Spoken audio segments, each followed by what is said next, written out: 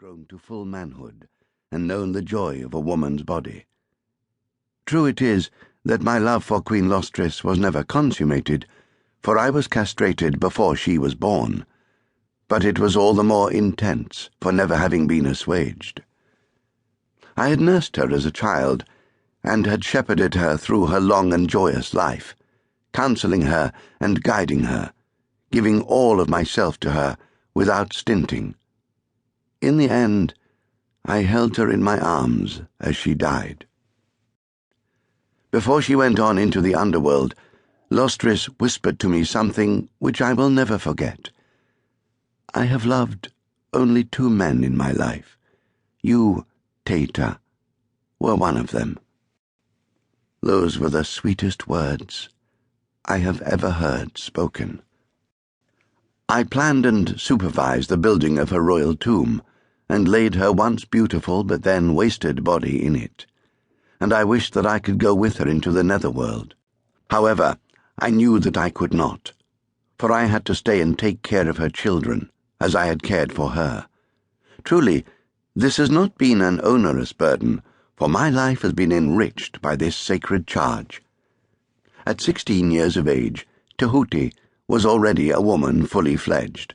Her skin was lustrous and unblemished, her arms and her legs were slim and elegant as those of a dancer, or the limbs of her father's great war bow, which I had carved for him, and which I had placed on the lid of his sarcophagus before I sealed his tomb.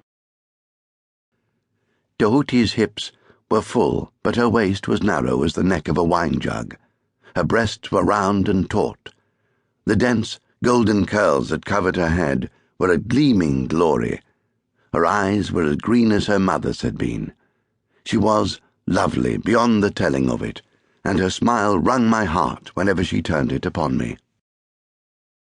Her nature was gentle, slow to anger, but fearless and strong-willed once she was roused. I loved her almost as much as I still love her mother. "You have done well with them, Taita," Arton gave praise unstintingly.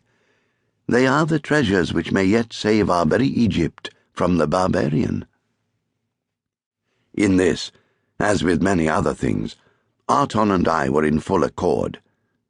This was the true reason why the 2 of us had come to this remote and secluded location. Although everyone else in the palace, including Pharaoh himself, was convinced that we had met here to continue our endless rivalry across the baobord. I did not respond at once to his remark, but I dropped my eyes to the board. Arton had made his latest move while I was still watching the girls.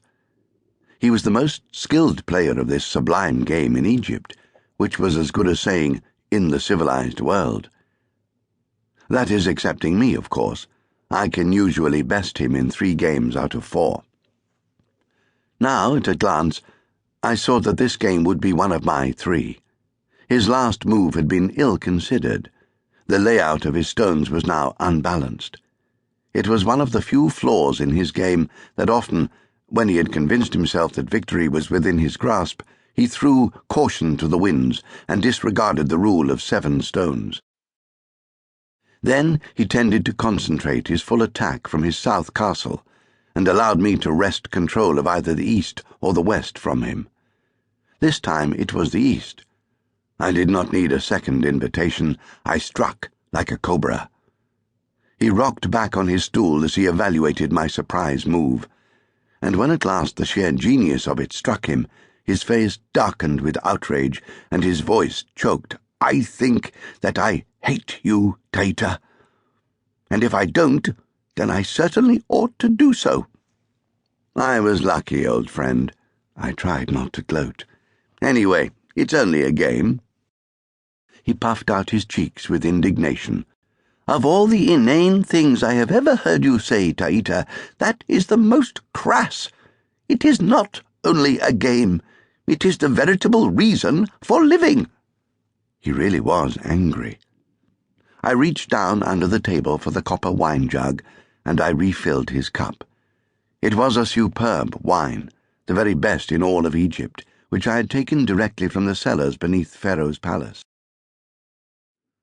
Arton puffed out his cheeks again.